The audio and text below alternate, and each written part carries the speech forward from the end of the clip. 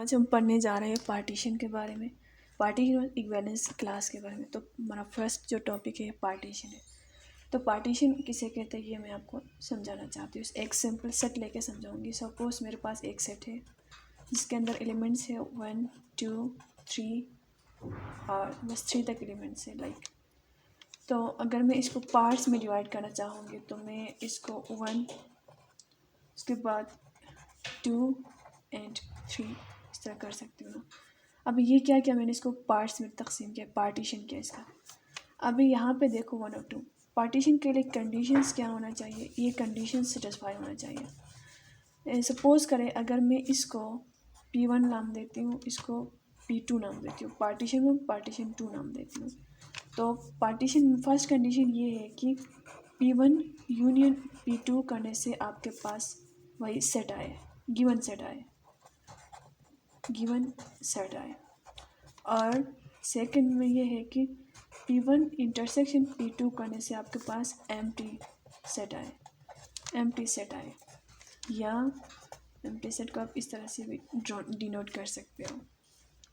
Like यहाँ पे देखते हैं और यहाँ पे देखते हैं तो इन दोनों के दरमियान, यहाँ इस कंडीशन में फर्स्ट कंडीशन के लिए देखते हैं तो 1 और 2 और 3 के अंदर यूनियन फाइंड करेंगे तो 1 2 3 आता है। यहाँ पे देखो 1 2 3 ये क्या है, ये गिवन सेट है जो किसके बराबर है, ये इज इक्वल टू ए के बराबर है। इसी तरह सेकंड में देखें 1 इंटरसेक्शन 2 3 के बारे में देखते हैं तो यहाँ पे क्या चीज़ कॉमन है, कोई कॉमन नहीं है, एम्प्टी सेट है, कुछ भी कॉमन नहीं है। तो पार्टीशंस को हम अभी पार्टीशन के अंदर आप ये भी कह सकते हो कि ये दोनों एक दूसरे के जहाँ P1 एंड P2 क्या हो, डिसजॉइंट सेट्स हो, ठीक है। लाइक अगर हम वेन डायग्राम के थ्रू रिप्रेजेंट करना चाहे तो इस तरह लिख सकते हैं, ये ए ये बी है, ये P1 और ये P2 है, तो इनके दरमियान कुछ कॉमन नहीं है, क्या है, डिसजॉइंट सेट है। तो और हमने पार्टीशन में इस तरह पार्ट किया कि divide into parts in such a way that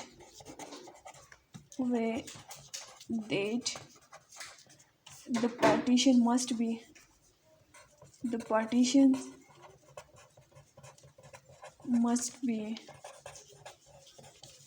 disjoint। ये क्या हो, एक दूसरे के दरमियान डिसजॉइंट हो, कोई चीज़ कॉमन नहीं हो, तो इसको हम क्या कहेंगे, पार्टीशन कहेंगे। लाइक हम एग्जांपल लेते हैं कि सेकंड एग्जांपल डेली मैथ से देखते हैं, डेली मैथमेटिक्स से देखते हैं। तो हम एक रियल नंबर्स को देखते हैं, रियल नंबर्स को मैं as a rational and irrational numbers में मैं क्या करती हूँ, पार्टीशन कर सकती हूँ इसकी इरेशनल। अभी रियल और इरेशनल नंबर के दरमियान इंटरसेक्शन लेंगे तो इंटरसेक्शन कुछ भी नहीं, एम्प्टी सेट आएगा। अगर यूनियन लेंगे तो हमारे पास रियल नंबर्स आएंगे। इसी तरह फिर फर्दर रेशनल नंबर्स के ऊपर बात करेंगे तो रेशनल नंबर्स के फिर यहाँ पे सपोज रेशनल नंबर्स को मैं इवन नंबर्स और ऑड नंबर्स में डिवाइड कर सकती हूँ। इवन नंबर्स लाइक 2 4 6 8, ऑड 1 3 5 7, इस तरह के नंबर्स। अभी इन दोनों के दरमियान कुछ भी कॉमन नहीं है, जबकि इनका यूनियन देखेंगे तो हमारे पास फिर से रेशनल नंबर आएगा। तो ये पार्टीशन के बारे में था। अभी हम देखते हैं कि पार्टीशन को हम सपोज एक और सेट लेते हैं, ये ए लिया था, सपोज बी को सेट लेती हूँ मैं फर्दर एलोबरेट करने के लिए। मैं 2 6 4 8 10 12 को सेट लेती हूँ। अभी मुझे इसको पार्टीशन करना है, पार्ट्स में डिवाइड करना है, तो मैं ऐसा लिख सकती हूँ ना, 6 8 10 और इसके बाद 12। कोई भी आप किसी भी कंडीशन को देख के आप बना सकते हैं कोई भी सेट, लेकिन ये देखना है कि इन तीनों के दरमियान कोई चीज़ कॉमन नहीं हो, पहली बात तो ये।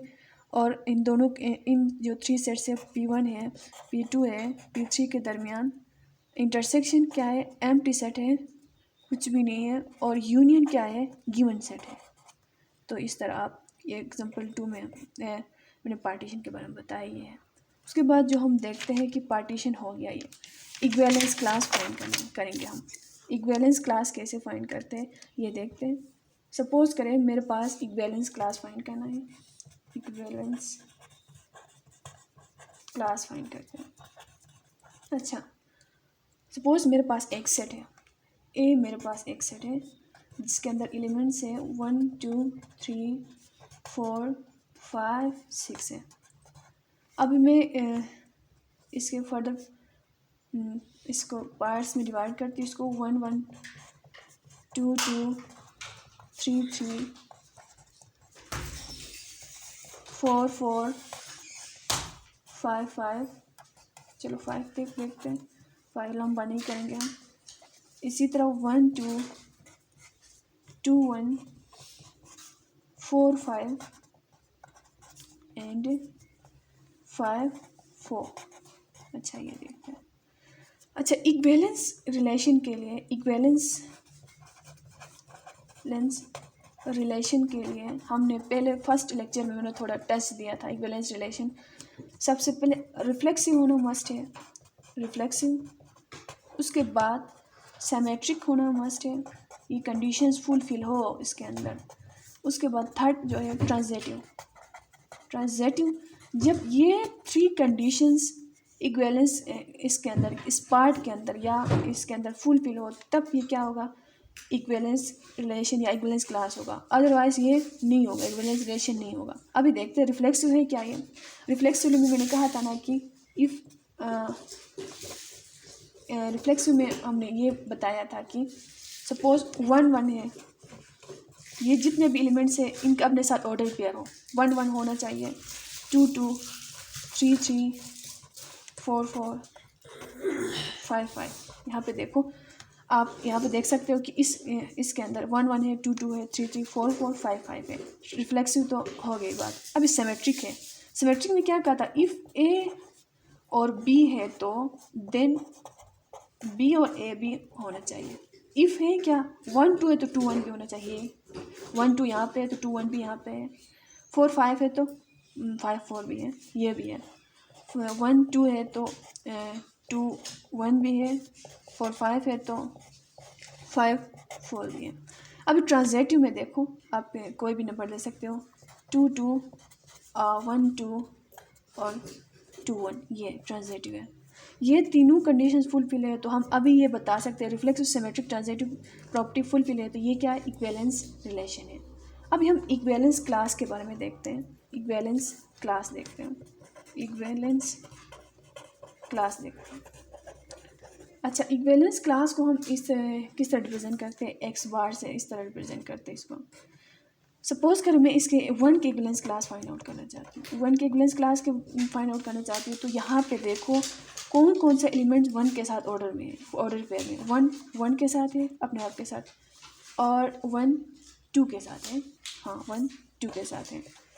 ये क्या है, ऑर्डर में। यहाँ पे देख सकते हो आप कितने एलिमेंट्स है, 2 एलिमेंट्स। 1 के साथ कितने एलिमेंट्स है, 2 एलिमेंट्स ने क्या किया, ऑर्डर पेयर बनाया है। अगर हम 2 की बात करेंगे तो 2 के साथ 2 है, उसके बाद 2 के साथ 1 है, और या 1 2 आर 2 1 1 2, या इस तरह भी लिख सकते हो, इससे कोई फ़र्क नहीं पड़ेगा। इसी तरह 3 पे देखते हैं, 3 के साथ कौन सा ऑर्डर है, 3 के साथ 3 है और 3 के साथ कुछ भी नहीं है, सिंगल सेट है, सिंगल सेट है, एक ही एलिमेंट है। यहाँ पे 2 एलिमेंट्स थे, यहाँ पे भी 2 एलिमेंट्स थे, यहाँ पे 1 एलिमेंट है। हाँ, इसी तरह 4 पे देखते हैं, 4 किसके साथ बनाए हैं, 4 ने ऑर्डर, 4 4 के साथ है और 4 4 4 के साथ है और 4 5 के साथ है। यहाँ पे देखो 4 4 के साथ है और 4 5 के साथ है, बाकी किसी के साथ नहीं है। यहाँ 4 5 या 5 4 दोनों आप लिख सकते हैं, इसके भी 2 एलिमेंट्स आ गए। अच्छा, इसके बाद 5 का ऑर्डर पे देखते हैं, वो क्लास इक्विवेलेंस क्लास देखते हैं। 5 किसके साथ है, 5 5 के साथ है, 5 4 के साथ है, 4 5 है, या आप लिख सकते हो 5 4 के साथ है। इसके भी कितने हुए, 2 एलिमेंट्स हो गए। अच्छा, अब यहाँ पे देखो, इनमें देखते हैं ये क्या हुए, आपके पास इक्विवेलेंस क्लासेस आ गए। अब इनमें देखो इक्विवेलेंस क्लासेस, देखते हैं कौन से हैं।